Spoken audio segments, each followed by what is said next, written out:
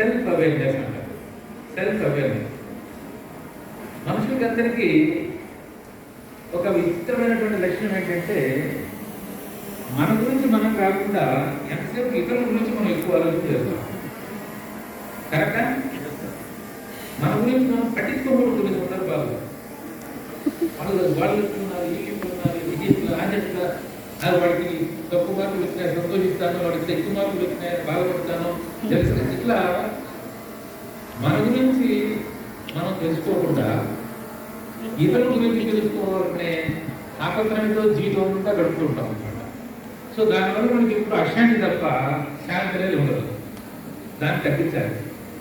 దాన్ని తగ్గించాలంటే ఏం చేయాలా? నీ గురించి నువ్వు తెలుసుకోవాలి. అది కష్టమైన పని. నేను ఇందాక చెప్పా సైలెంట్గా ఉండడం. ఆ తర్వాత ఇది కష్టమైన పని అంటే మన గురించి మనం తెలుసుకోవడం. నేను నా సర్వీస్లో ఎంతో మందిని ఉద్యోగాల కోసం ఇంటర్వ్యూ చేశాను. ఎంతో మందిని కొన్ని వందల మంది చేసుకుంటారు. ప్రతిసారి నేను ప్రతి క్యాండిడేట్కి ఫస్ట్ ప్రశ్న ఒకటే, నీ గురించి నువ్వు చెప్పయ్యా లేదా నీ గురించి చెప్పమ్మా అమ్మాయి అయితే. నాకు ఇంతవరకు ఒక్కరు కూడా సాటిస్ఫాక్షన్ రాసింది. నేను కూడా ఒక నెక్స్ట్ దగ్గర అయిపోతున్నాను. ఒకరు కూడా దగ్గర యూపీఎస్సీ మీరు సివిల్ సర్వీస్ ఇంటర్వ్యూకి వెళ్ళండి. ఫస్ట్ ఒక 3-4 క్వశ్చన్స్ మనం పర్సనల్ క్రెడిట్ మీదనే ఉంటాయి. ఆ తర్వాత వాళ్ళు బయట ప్రపంచానికి వెళ్తారు. ఎన్నో విషయాలు అవగాహన లేదని చెప్పి తెలుసుకున్న ప్రయత్నం చేస్తారు. ఫస్ట్ వాళ్ళు అడిగేది నీ గురించి అవగాహన నీకు ఉందా లేదా, అట్లాగే నీ దృక్పథం ఎలా ఉంది అంటే నీ యాటిట్యూడ్ ఎలా ఉంది, పాజిటివ్గా ఉందా నెగిటివ్గా ఉందా అనే విషయం తెలుసుకోవడానికి ఎక్స్ప్లోర్ చేస్తారు. సో మన గురించి మనం సెల్ఫ్ అవేర్నెస్ అంటే మన గురించి మనం తెలుసుకోవడం చాలా ముఖ్యం. చాలా కష్టమైన పని కూడా మన గురించి మనం తెలుసుకోవడం. 100 మంది పిల్లలు నేను ఒకసారి ఇంటర్వ్యూ చేసేటప్పుడు ఫస్ట్ పర్సన్ లోపలికి వచ్చినాక నీ గురించి నువ్వు చెప్పుకొని అడిగాను. 100 క్యాండిడేట్ వచ్చేటప్పటికి 99 మంది అయిపోయారు కదా. ఫస్ట్ క్యాండిడేట్ బయటికి పోతానే వెంటనే షేర్ తీసుకుంటారు కదా, సార్ సెల్ఫ్ ఇంట్రడక్షన్ అడుగుతున్నారు అని చెప్పి. సో 100 క్యాండిడేట్కి కూడా 99 మంది అదే చెప్పారు. అయినా సరే 100 క్యాండిడేట్ కూడా వచ్చి వాడి గురించి కూడా చెప్పాలి. సో వాడి గురించి పిల్లలు నేను చెప్పొచ్చేది ఏంటంటే self awareness is very important. నా గురించి నేను తెలుసుకోవాలి. రెండోది నన్ను నేను ఆర్గనైజ్ చేసుకోవాలి. That's called self management. మీ ఇంటిని లేదా మీరు ప్రొఫెషనల్గా ఎక్కడైతే మీ ప్రొఫెషనల్ ఫీల్డ్ని మేనేజ్ చేసే మాట తర్వాత మాట.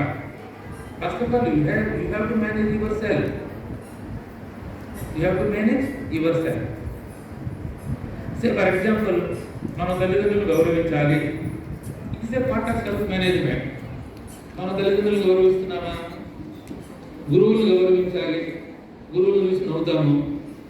సరే గురువులు ఎలా ఉన్నారో తర్వాత మాట్లాడదాము. ఇట్లాగా సో చాలా విషయాల్లో ఒక రోజు తీసుకుంటే యాజ్ ఏ స్టూడెంట్ ఒక సర్టన్ యాక్టివిటీస్ ఉన్నాయి మీ గురించి యాజ్ ఏ స్టూడెంట్. వాటన్నిటిని మీరు ఆర్గనైజ్డ్గా మీరు కండక్ట్ చేసుకున్నారా? అది సెల్ఫ్ మేనేజ్మెంట్. సపోజ్ కాలేజ్ 10 గంటలకు ఉంది. మీరు 10 గంటల కాలేజీలో రావాలి అంటే సపోజ్ ఒక అర్ధగంట బస్సులో ప్రయాణం చేయాలి, టిఫిన్ తినాలి. సో దానికి అర్లీ మార్నింగ్ లేవాలి, రెడీ అవ్వాలి, ఇంకా టైం గురించి చదువుకోవాలి. సో నేనేమంటానంటే లైఫ్లో ప్రతి స్టేజ్లో మనం మన ఇండివిజువల్ లెవెల్లో మేనేజ్ చేసేటువంటి యాక్టివిటీస్ చాలా ఉంటాయి. వాటిని మనం చాలా అనార్గనైజ్డ్గా ఉంటాం. బయట చక్కదిద్దడానికి ప్రయత్నం చేస్తాం. So when you are not able to manage yourself, how can you manage others? Very simple question. How can you manage the organisation? Question. So therefore self awareness, self management.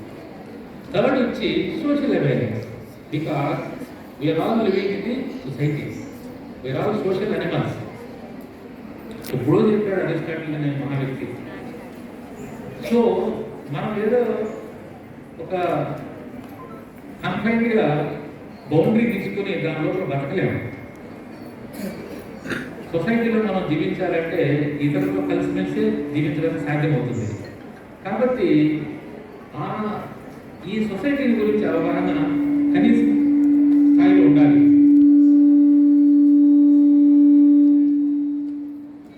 దాని మీద అవగాహన ఉండాలి.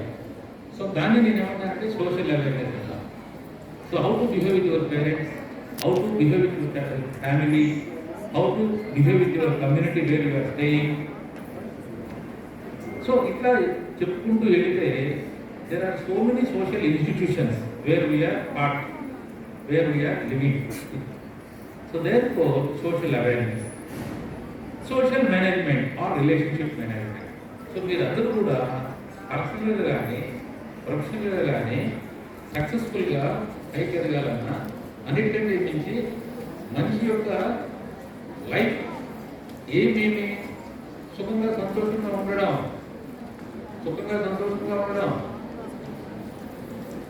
దానికి డబ్బు అవసరమే, కానీ అదే పర్వాలేదు కాదు. డబ్బే సుఖాన్ని సంతోషాన్ని ఆనందాన్ని ఇస్తుంటే చాలా చాలా పొరపాటు.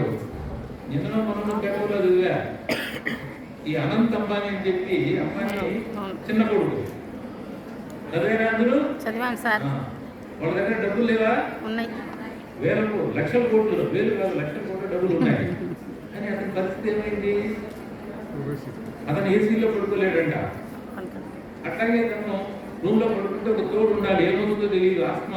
ఆస్మాలో సివియర్, రొటీన్ అయితే ఓకే బట్ సివియర్. సో రాత్రిలో ఊపిరాట పరిస్థితి వచ్చి ప్రాణాంతకమయ్యేటువంటి పరిస్థితి కూడా రావచ్చు. అందువల్ల మనిషి తోడుగా ఉండాలి. So miserable life. మరి అంత డబ్బులు ఉండి ప్రపంచంలో ఉన్నటువంటి డాక్టర్స్ అందరినీ సంప్రదించారు అన్ని హాస్పిటల్స్ ఫీలింగ్ అయినా సరే వీలుగా. కాబట్టి మనకి కేవలం డబ్బు ద్వారానో సంపద ద్వారానో సుఖం సంతోషం ఆనందం దొరుకుతాయంటే చాలా పొరపాటు. మన మైండ్ సెట్ ఏ రకమైనటువంటి స్టేట్ ఆఫ్ మైండ్కి మనం ఉన్నామంటే దాని మీద మన యొక్క పరిస్థితి ఆధారపడుతుంది. నన్ను అడిగితే చాలా మంది బెక్కర్ చాలా హ్యాపీగా ఉంటారు.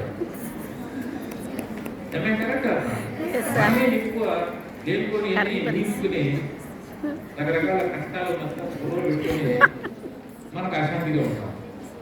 సో కాబట్టి social awareness, relationship management. So ఈ రిలేషన్షిప్ మేనేజ్మెంట్ అనేది లేదా సోషల్ కనెక్షన్స్ అంటాం. మీరు పర్సనల్ లైఫ్లో కానీ ప్రొఫెషనల్ లైఫ్లో కానీ చాలా మందితో మీరు కనెక్ట్ అయ్యి పనిచేస్తున్నటువంటి పరిస్థితి ఉంటుంది. సో వాళ్ళకి మనం ఎలాంటి రిలేషన్షిప్ మనం మెయింటైన్ చేస్తున్నాం అనేది చాలా ఇంపార్టెంట్. సో అందువల్ల relationship management is very important. ఆఖరిలో రెస్పాన్సిబుల్ డెసిషన్ మేకింగ్ అంటాం. మొదట నేను చెప్పిన 4 అంశాల పట్ల అవగాహన ఉంటే కనుక మన జీవితంలో మనం తీసుకున్న ప్రతి నిర్ణయం whether it is related to personal life or professional life అది మంచిగా ఉంటుందని నేను అనుకుంటున్నాను. సో రెస్పాన్సిబుల్ డెసిషన్ మేకింగ్ మనం చేయాలి అంటే దానికంటే ముందు ఏం చెప్పాలనుకున్నా, డెసిషన్ మేకింగ్ లైఫ్ అంతా డెసిషన్ మేకింగే.